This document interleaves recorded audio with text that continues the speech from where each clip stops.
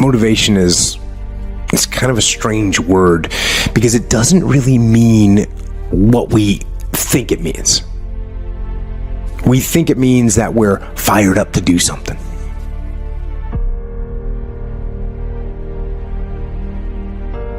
We think that it means we're eager and passionate to make something happen.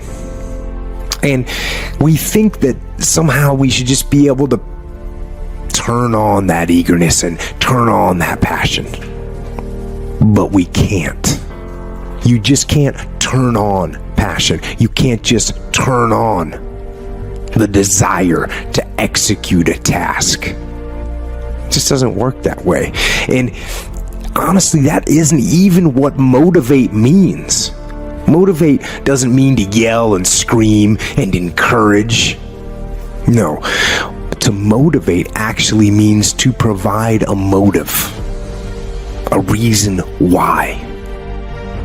So to motivate someone is to explain to them why they're doing what they're doing, how it will help them, where it'll take them, why they should continue to work and to struggle and to fight.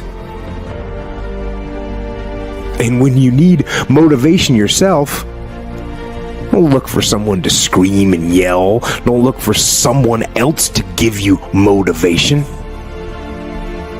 Look at yourself. Look at yourself and remind yourself why you are doing what you are doing. Remind yourself that this struggle, this temporary pain, this fight that you're in, this is what will make you stronger and faster and smarter and better. And then, with that motivation, go forward into the fray, into the storm, into the heat of the battle where victory is forged. Rome wasn't built in a day. We all know that. Everyone hears that. But Rome also didn't fall apart overnight either.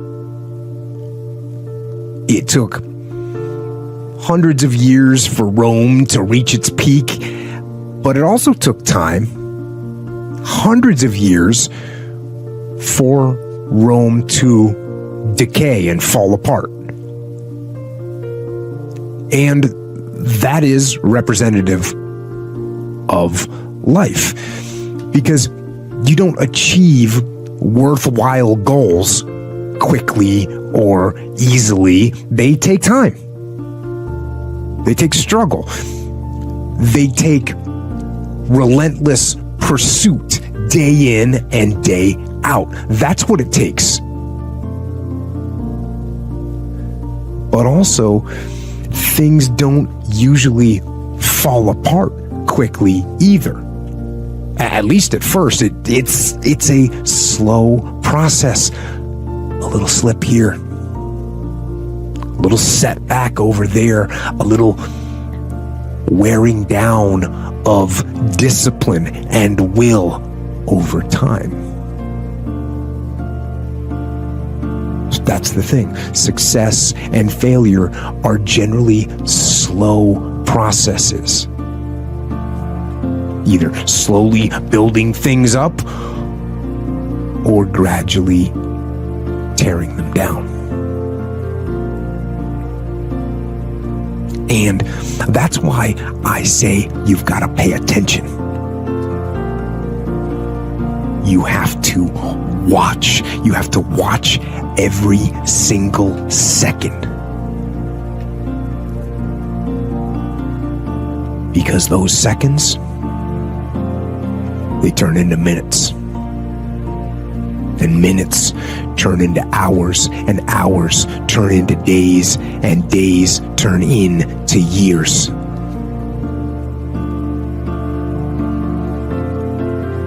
And so, that second that just went by, that counted.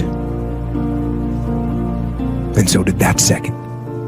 And so did that one. And in those precious seconds, you were either building or you were decaying. You were either gaining ground or you were losing ground in that second. And in every second. Every second counts. So, make every second. How do you stop making excuses? This is actually pretty simple. And I said it the other day, and you have to realize, you have to know, you have to accept that all your excuses are lies. They are lies, all of them.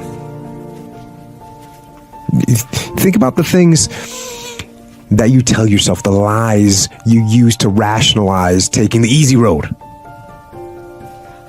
Taking the easy road and leaving discipline behind. Think about them. You don't have time. That's a lie.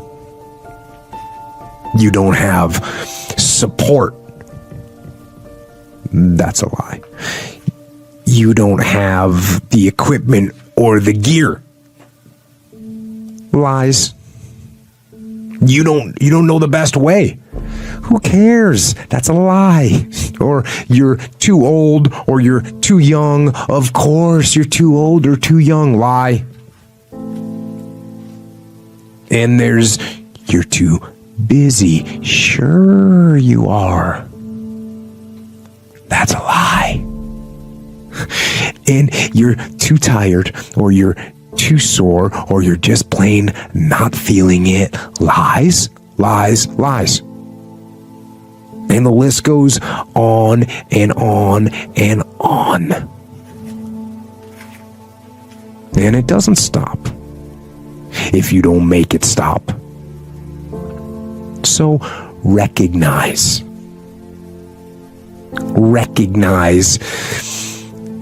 the excuses are not valid. They aren't. They're trumped up. They're conjured up. They're fabricated. They're lies. And how do you stop the lies? You stop the lies with the truth. The truth. The truth will set you free.